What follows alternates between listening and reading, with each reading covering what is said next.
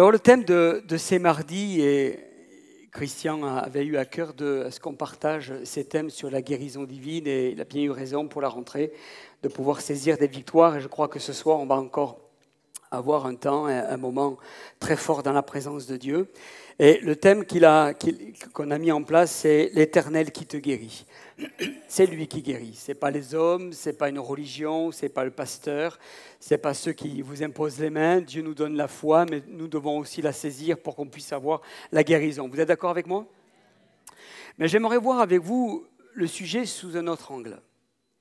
Il va peut-être un petit peu vous, comment dirais-je, vous bousculer, mais vous allez comprendre là où je veux en venir. Je l'ai intitulé « Comment s'éviter la guérison ?» On voit des yeux comme ça. Comment s'éviter la guérison? Pourquoi j'aborde ça? Parce que je vais vous faire une confidence.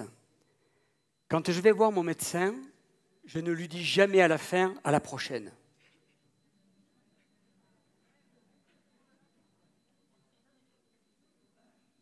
C'est vraiment une confidence, hein, ça reste entre nous. Hein. On va le couper même au montage. Non, je rigole. Cet été, on a fait une halte à Clermont-Ferrand. Et à côté de Clermont-Ferrand, vous avez une ville qui s'appelle Châtel-Guyon. Très belle ville. Et dans mes débuts de mon ministère sur Clermont-Ferrand, avec toute une équipe, dont Isabelle et tous les jeunes à l'époque, on évangélisait cette ville. Et on avait eu à cœur de revenir plusieurs années après, voir un petit peu si ça avait changé dans l'endroit où on avait évangélisé. C'était juste à côté des cures thermales. Et la particularité de Châtel-Guyon, c'est qu'elle est renommée pour ses cures. Et on a voulu prendre du temps, on est allé dans le grand parc, c'est un immense parc sur la hauteur, où vous avez des personnes qui se promènent parce qu'ils font leur période de cure là-bas. Et puis on est resté assis, puis on a observé le paysage. Et ce qui m'a interpellé, c'est que j'ai vu beaucoup de curistes avec une cigarette à la bouche. Et là, je me suis dit quand même, le cœur humain est particulier. Hein. Il est bizarre, l'homme, hein. D'un côté, il vient pour se soigner, de l'autre, pour se détruire. Et ça m'a interpellé, ça m'a amené à travailler justement cette prédication. Et j'ai vu très récemment une émission sur le médical. Et puis, j'ai appris une chose, c'est qu'en Grande-Bretagne, une personne guérie d'un cancer des poumons, suite à la cigarette, bien sûr, et qui venait à reprendre la cigarette, une fois soignée, qui venait à reprendre la cigarette et qui avait une récidive du cancer, était refusé d'être soigné à l'hôpital public. Il était obligé d'aller à l'hôpital privé, et là, ça devenait plus cher, et il devait le sortir de sa poche. Et tout ça me montre que finalement, on est dans un monde où l'homme, oui, est surprenant. D'un côté, il se soigne tout en se détruisant la santé. Saviez-vous que dans le monde, il y a plus de décès aujourd'hui, depuis une quinzaine d'années, il y a plus de décès par suralimentation que par malnutrition. Aujourd'hui, on meurt plus de manger trop et mal. Et j'ai regardé des études, il y a une étude selon une étude internationale menée dans 195 pays, je vais vous le lire, par un programme de recherche de l'Université de Washington. En 20 ans, on est passé d'un monde où les gens souffraient de malnutrition à un monde où les gens souffrent de maladies liées à une alimentation trop grasse et trop riche. Un décès sur 5, 1 sur 5 dans le monde est lié à une mauvaise alimentation provoquant des maladies non transmissibles. Celles qui sont transmissibles, c'est le sida, tout ça. Mais non transmissibles, c'est celles qui sont venues en tête. Je vais vous en donner 2 ou 3, maladies cardiovasculaires, diabète et autres. Fumer tue, oui, mais mal manger tue encore plus. Et ça m'a fait réfléchir en tant que chrétien. Ça m'a fait réfléchir parce qu'il y a ce texte dans la parole de Dieu, dans 1 Corinthiens au chapitre 6, verset 19, parce que la Bible parle pas seulement de l'âme, mais il parle aussi du corps. Et il dit ceci dans ce passage, on peut l'afficher, c'est bon? Il est dit ceci, je vais vous le lire. « Ne savez-vous pas que votre corps est le temple du Saint-Esprit qui est en vous, que vous avez reçu de Dieu et que vous ne vous appartenez point à vous-même » Si je m'arrête sur ce texte, il est dit car vous avez été rachetés à un grand prix. Donc, ce n'est pas celui-là, c'est le 20, c'est juste après, 19, s'il te plaît. Et dit, ne savez-vous pas que votre corps est le temple du Saint-Esprit? C'est-à-dire qu'il habite en nous une présence pure, sainte, vraie, authentique.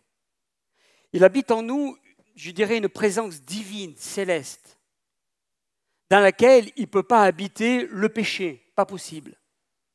Or, si on est pécheur, eh bien, on se repent et Dieu habite en nous.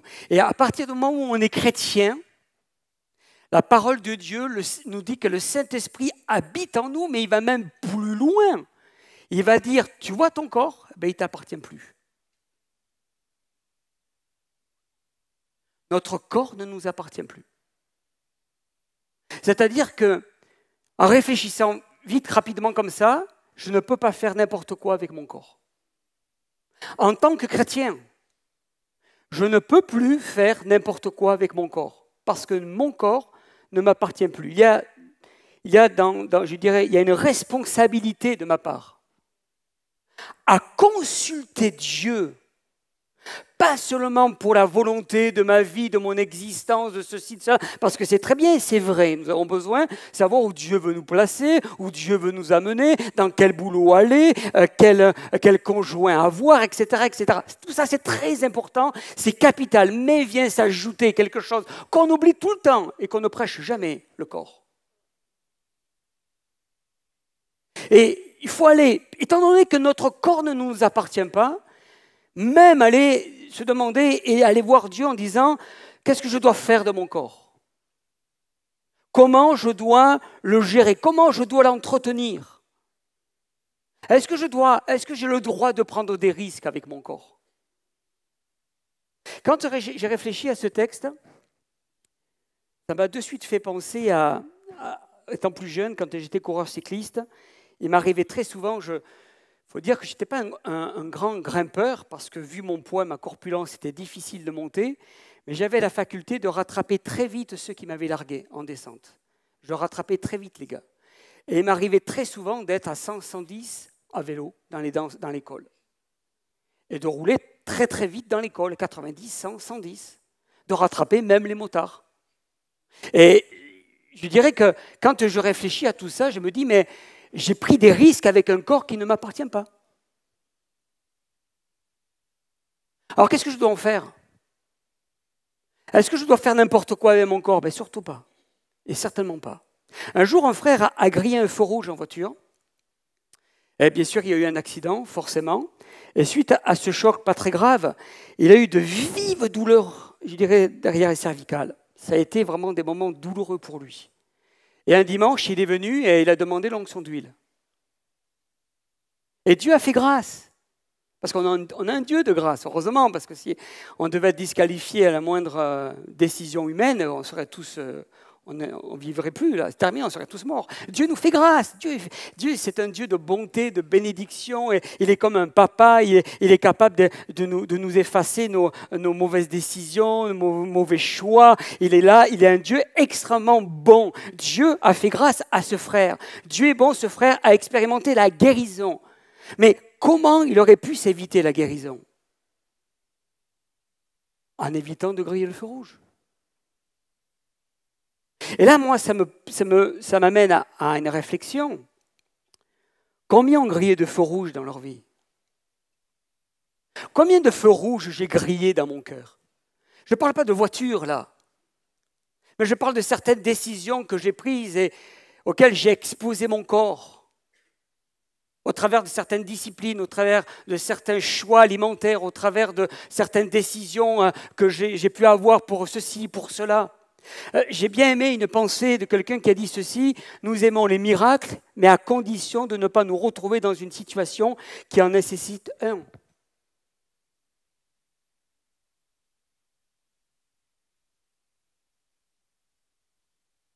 Parce que Dieu nous demande d'avoir de la sagesse. Dans les fruits de l'esprit, il nous est parlé de la sagesse. Et c'est là où ça m'interpelle. où il y a certains maux de notre corps viennent là, s'imposent à nous sans qu'on ait pu rien faire. Alors oui, on va demander la guérison à Dieu, c'est certain, parce que Dieu est un Dieu bon, Dieu est extraordinaire, et on a pu bénéficier tous de la guérison. Moi, j'ai eu une usure de rotule. Dieu m'a guéri d'une usure de rotule. Vous savez pourquoi? Pourquoi j'ai eu cette usure de rotule? Parce qu'à l'âge de 13 ans, 14 ans, j'ai fait plus de 100, 150 km à vélo. J'étais trop jeune. Mon corps n'était pas encore bien totalement fini, reconstitué. Alors j'ai usé mes rotules. Et les médecins n'ont pu rien faire. Et là, je suis venu à l'évangile comme cela. Et Dieu m'a guéri. Dieu a fait une œuvre extraordinaire dans ma vie. Mais on peut s'éviter toutes sortes de choses parce que notre corps ne nous appartient pas. Et si autant on a besoin de la volonté de Dieu pour savoir où on doit aller dans notre futur, quel conjoint doit-on prendre, il faut aussi demander au Seigneur toute la sagesse pour entretenir notre corps.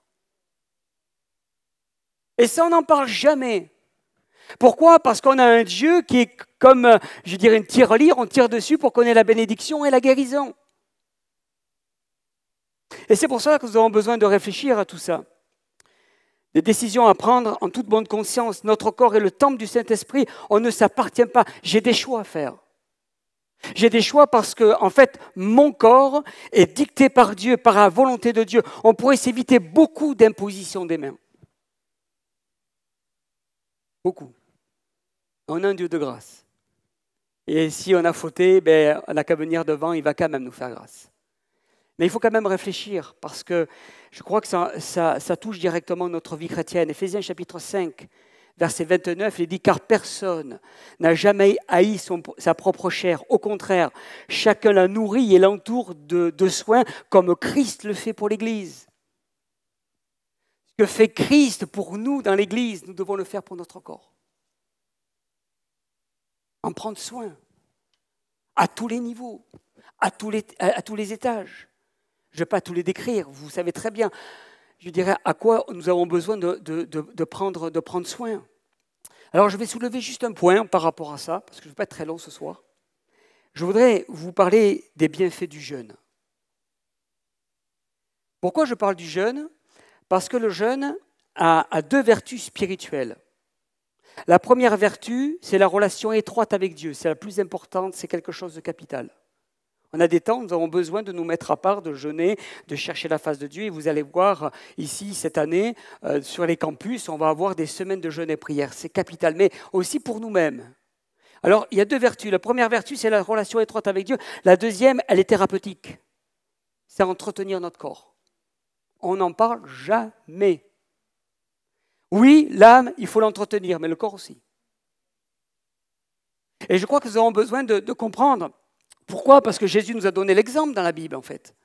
Jésus a été un des meilleurs exemples, et je vais terminer avec ça tout à l'heure. Regardez, quand vous prenez, je ne sais pas si vous avez eu des animaux à la maison, mais moi, quand j'étais jeune, j'ai eu des chiens, des chats, et quand les chiens, les chats étaient mal, n'étaient pas bien, étaient indisposés, ils jeûnaient. Une purge. Ils se mettaient à part, ils ne voulaient pas manger, on remettait l'assiette, mais ils ne voulaient pas manger, passer 2-3 jours sans manger. Et ça, c'est naturel. Pour nous, c'est même spirituel parce que le jeûne est un nettoyeur. Un nettoyeur de vieilles cellules, de graisses, de déchets, de toxines. Ça vient pour complètement, je dirais, laver, régénérer ce qu'il y a au plus profond de notre corps. Pas seulement une régénération spirituelle, mais aussi du corps. Ça, on joint l'utile à l'agréable dans le jeûne. Je vais vous donner un exemple, et c'est un exemple qui est flagrant, peut-être plusieurs l'ont expérimenté. Moi, quand j'attaque le jeûne et prière, je passe 2 jours un peu compliqués, surtout le 2e jour, où j'ai mal à la tête, je suis fatigué, je suis épuisé. Ça vous parle, ça? C'est quoi? Surtout quand on boit du café. Ceux qui sont des spécialistes de café, il y a les effets secondaires du jeûne, là. Qu'est-ce qui se passe? C'est que le café, vous avez une sorte de détox qui est en train de se faire. Il y a un sevrage de la caféine. Ceux qui mangent beaucoup de sucre, c'est la même chose. Le jeûne vient faire une détox de notre corps. Vient commencer à enlever tous les déchets qui sont là, nettoyer tout ce qui est au plus profond de notre cœur. En jeûnant, la flore intestinale est au repos et se rééquilibre. Après 14 heures de jeûne, c'est-à-dire que si vous vous arrêtez à midi, que vous reprenez que le lendemain matin, si vous avez 14 heures, déjà là, ça commence. Où la flore intestinale est au repos et se rééquilibre. Mais quand vous allez un petit peu plus loin dans le jeûne, et certains vont à 2 jours, 3 jours, 4 jours, peut-être une semaine, en fonction de ce que vous avez sur votre cœur, comment vous le ressentez, alors le système digestif va pouvoir éliminer les toxines qui vont s'accumuler. Et puis au fur et à mesure, vous allez avoir le foie, les parois de l'intestin se régénérer, le pancréas, l'estomac se mettre en repos. En fait, vous faites une purge, une vidange. Prenez une voiture. Si vous ne faites jamais la vidange, dans 4 matins, le moteur va casser. À un moment donné, les diurites vont se bloquer. Et c'est exactement pareil pour notre corps. Vous savez que les hôpitaux publics en Allemagne incluent des cures de jeûne dans les traitements de certaines pathologies les plus lourdes. Pourquoi? Parce que dans le jeûne, ce qui se passe, c'est qu'on ne nourrit plus les cellules mortes. Les cellules qui doivent être, je dirais, désagrégées, ces vieilles cellules, ces déchets. Parce que c'est le sucre qui nourrit tout ça. Et qui peut se transformer après en tumeur maligne ou pas. Ou bénigne. Mais quand on fait un jeûne, on nettoie. On rééquilibre tout. On restaure les choses. C'est-à-dire que Dieu a bien fait les choses dans le corps. Vous inquiétez pas, si vous ne mangez pas pendant 2 jours, vous n'allez pas mourir. Je vous le garantis. Moi, Jésus, il serait 40 jours, il serait déjà plus là. Alors Dieu nous demande de prendre soin de notre corps, de notre âme. Et j'ai bien aimé ce texte dans 1 Corinthiens chapitre 6, verset 20, et dit, vous avez été rachetés à un grand prix, ça on le sait tous. Glorifiez donc Dieu dans votre corps et dans votre esprit qui appartient à Dieu. En fait, ce n'est pas seulement au travers de nos lèvres qu'on va glorifier Dieu, mais même au travers de notre corps. Dans la façon de l'entretenir, dans la façon d'être, je dirais, d'être présenté, de s'apprêter. On va glorifier Dieu au travers de qui nous sommes. Ce n'est pas de l'apparence, c'est pas du m'as-tu vu, non, c'est pour Dieu. Et c'est très important parce qu'on ne peut pas seulement célébrer Dieu avec les lèvres et négliger notre corps et faire n'importe quoi avec. Et prendre des risques avec notre corps. Et puis après partir à la faute et dire, bon, c'est pas grave, je demande à Dieu de me guérir. Il pourrait le faire parce qu'on a un Dieu de grâce. Mais la sagesse, elle est où là? La volonté de Dieu, elle est bonne, agréable et parfaite. Alors, c'est pour ça qu'il est très important de pouvoir réaliser ces choses dans notre vie. Et j'ai réfléchi sur un autre texte, à l'exemple de ce que je viens de vous dire, dans le livre d'Esther. Vous savez qu'il y a eu la persécution qui a favorisé le jeûne. Vous avez dit dans ce livre d'Esther que le décret tombe et Haman a persuadé le roi de faire périr tous les Juifs. Et qu'est-ce qui s'est passé, je dirais, chez les Juifs? Tout le monde s'est mobilisé pour un jeûne et prière de 3 jours. Et c'est très bien, parce qu'il faut se mobiliser quand ça chauffe. Il faut se mobiliser quand on a affaire à des défis. Je le fais moi aussi. On le fait tous quand on a affaire à des moments délicats. Nous crions au Seigneur, nous jeûnons, nous cherchons la face de Dieu, nous pleurons. Et ça, c'est très bon, c'est extraordinaire. Mais moi, je voudrais quand même vous dire une chose. Voir les choses peut-être autrement. N'attendons pas d'être malade avec de l'opposition, une attaque de l'adversaire pour jeûner. Pourquoi on va entamer des semaines de jeûne et prière? Est-ce que l'Église va mal? Bien sûr que non. Est-ce qu'il y a des soucis? Bien sûr que non. Est-ce qu'il y a une crise? Bien sûr que non. Mais moi, je privilégie la prévention. Vaut mieux prévenir que guérir. Et je crois que c'est très important de pouvoir prévenir dans le monde spirituel. C'est ce qui va nous permettre d'être forts face à l'ennemi. Parce que le jour où va nous arriver les problèmes, les difficultés, les conflits, on sera, je dirais, rempli d'autorité, de puissance dans la prière, dans le jeûne. Et on pourra faire face à l'ennemi, à l'adversaire. Et c'est pour cela que le jeûne est très important en prévention. Le jeûne est très important pour préparer des temps, je dirais, face à l'adversité, parce qu'on ne sait pas comment le diable va agir dans notre vie. Mais malheureusement, trop de chrétiens ont commis l'erreur de prier quand les choses ont commencé à aller mal. Alors je pense que le jeûne est très bon dans tous les sens du terme, au niveau au niveau de notre âme, au niveau spirituel, au niveau de notre corps qui est aussi spirituel. Qui est aussi spirituel. Alors personnellement, je conseille un jeûne préventif que curatif. Quand je suis arrivé dans une église, je ne vous dirai pas laquelle, mais quand on est arrivé dans une église avec mon épouse, le pasteur qu'on remplaçait m'a dit, Didier, j'ai eu ici 14 ans de problèmes. 14 ans de conflits, 14 ans de tensions, c'était très difficile parce que juste à côté, il y a toutes sortes de doctrines qui passent par-ci, par-là. Il y avait vraiment des moments très durs et on était proche d'un pays où il y avait beaucoup de doctrines démoniaques qui passaient par là. Et puis, il est parti tout ça et puis on priait avec mon épouse, je dis Seigneur, mais comment il faut faire?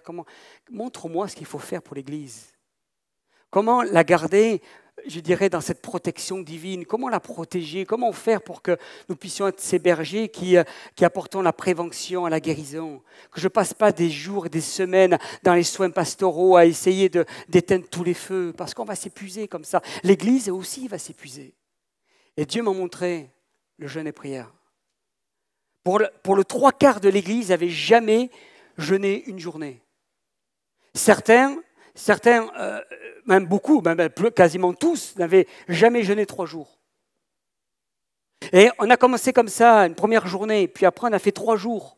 Et c'était formidable. Alors chacun pouvait venir à tout moment, pouvait jeûner un jour sur 2. Et puis après on a fait une semaine. Et une semaine, on n'a pas voulu mettre la pression. On a dit, on ne vous oblige pas à jeûner toute la semaine, mais peut-être un jour sur 2, ou tous les soirs, ou tous les midis, ou tous les matins. Vous adaptez, vous faites ce que vous voulez. Et là, ça a amené l'Église à quelque chose de très fort, de très puissant. Il y a eu vraiment des victoires dans les cœurs, dans les corps, dans les vies. Et on a commencé à se souder, à devenir une famille qui était en train de se lier les uns aux autres. Et à partir de là, Dieu nous a protégés de toutes les ruses de l'adversaire. On a eu des loups qui sont rentrés dans l'église. J'ai eu 2 satanistes qui sont rentrés à un culte un dimanche matin. Et Dieu me l'a montré en esprit. J'ai rien dit, j'ai laissé passer la chose, je ne voulais pas effrayer les chrétiens, mais un frère vient me voir, me dit, Didier, il y a un souci avec 2 personnes. J'ai dit, oui, je sais. On va prier, on va chercher la face de Dieu pour que Dieu puisse les confondre. On ne voulait pas, je dirais, agir rapidement, mais avec toute la sagesse. Tout ça parce qu'il y a eu un jeûne, il y a un temps d'intercession, de présence avec Dieu. Et c'est pour ça que je vous dis que le jeûne est plutôt préventif que curatif. Autant dans la vie spirituelle de l'Église que dans ton corps. Peut t'éviter des problèmes de santé, parce qu'on en a déjà suffisamment comme ça, pour des choses qui viennent nous tenir de part et d'autre, nous prendre. Alors, il vaut mieux prévenir que guérir. Parce qu'il y aura des moments où on va être attaqué dans notre santé. Il va y avoir des moments où on va être foudroyé parce qu'il y a des attaques spirituelles. Mais si en plus vient s'ajouter notre négligence, notre manque de discernement quant à garder notre corps en bonne santé, parce que c'est ce que Dieu nous demande, s'il vient s'ajouter cela, ça va être lourd pour nous. Et vous savez, le meilleur des exemples, c'est Jésus dans le désert. 40 jours de jeûne et prière, avait-il des problèmes? Avait-il des épreuves? Avait-il une maladie, des soucis? Non. En fait, Jésus se prépare en vue du futur combat. Le combat peut être aussi physique. Le combat peut être spirituel, familial. Et c'est pour ça que nous avons besoin vraiment de prendre conscience de ce que je vous partage ce soir. Peut-être ça va à l'encontre de ce qu'on peut entendre sur la guérison divine, mais en fait, c'est lié à la guérison divine. Que vraiment le Seigneur nous aide à avoir toute la sagesse afin de s'éviter la guérison. Et que celle qui va venir après, qu'on aura besoin, ben oui, on va venir, on va prier pour nous et Dieu va agir. Mais que nous-mêmes déjà, en amont, dans notre relation avec Dieu, dans notre contact avec le Seigneur, que nous puissions s'éviter tout ça. Alléluia. Je demanderai aux musiciens de venir prendre place. Que vraiment Dieu nous aide à tout ça. On veut vraiment prier pour vous ce soir parce que je sais que plusieurs personnes ont besoin de prière au sujet de la guérison de leur corps et que nous croyons à la guérison divine. Nous croyons que Dieu est capable d'impacter vos cœurs, d'agir puissamment dans votre vie, mais que le Seigneur aussi nous donne l'intelligence, la clairvoyance, le discernement, la sagesse d'entretenir ce qui est là, qui ne m'appartient pas. Ça ne m'appartient pas tout ça. Ça appartient à Dieu. Mon corps est glorifié. Parce que mon corps, siège le Saint-Esprit. Et que je veux garder le Saint-Esprit en moi. Je veux entretenir le Saint-Esprit en moi. Je veux que ce Saint-Esprit puisse avoir toute sa place et qu'il soit à l'aise. Qu'il ne se sente pas contrarié par des choix, des décisions, des comportements. Et que Dieu nous donne vraiment toute sa puissance, alléluia, pour qu'il agisse dans notre vie. Amen. Est-ce qu'on peut courber nos fronts quelques instants? Je vais faire 2 appels. Le premier, je viens de le dire, pour ceux qui ont besoin de la prière. Parce que ton corps est malade, parce qu'il y a des défis, parce qu'il y a vraiment une attaque spirituelle sur ta vie. Parce que le diable veut essayer de t'arrêter par la maladie. Parce que le diable veut essayer de te stopper par ses œuvres. Parce qu'il y a des choses qui sont là et qui veulent te freiner. Nous croyons, Église, que Dieu veut guérir ce soir. Nous croyons au miracle de Dieu. Nous croyons à l'intervention divine en nous. Nous croyons que le Seigneur est capable, par sa grâce, par son amour, par sa bonté, de faire quelque chose d'incroyable dans ta vie. Je fais un 2e appel en même temps, ça va être, vous pourrez venir tous en même temps, sans problème. On va voir les équipes d'intercesseurs qui vont s'approcher maintenant et qui vont se mettre en place pour vous accueillir, pour prier avec vous, pour prendre du temps avec vous. J'aimerais aussi que nous puissions prier pour ceux et celles qui ont besoin de la grâce de Dieu, de la sagesse de Dieu. Besoin que Dieu les aide aussi pour leur corps, pour que Dieu leur donne toute la sagesse, même l'intelligence de savoir comment bien l'entretenir, parce que c'est spirituel.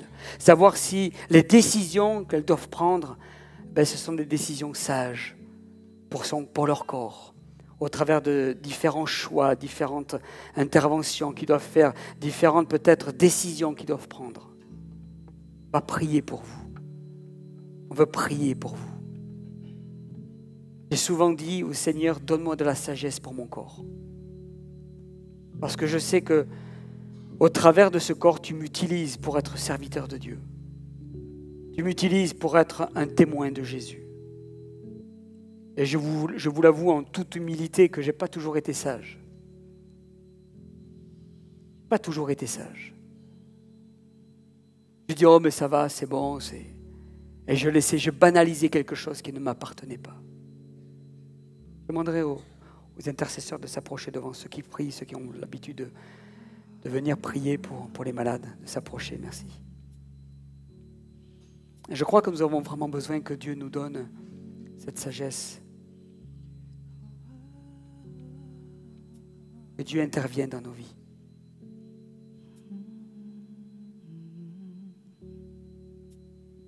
Comment éviter la guérison?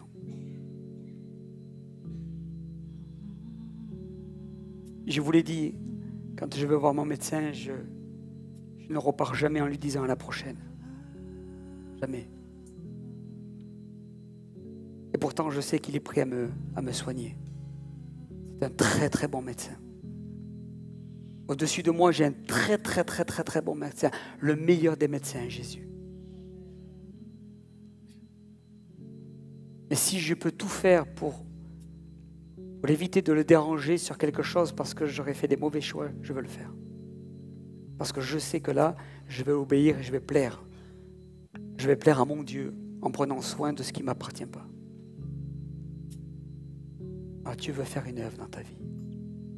Dieu veut agir, veut t'aider à ce que tu puisses peut-être commencer, apprendre à rentrer dans des temps de jeûne et prière.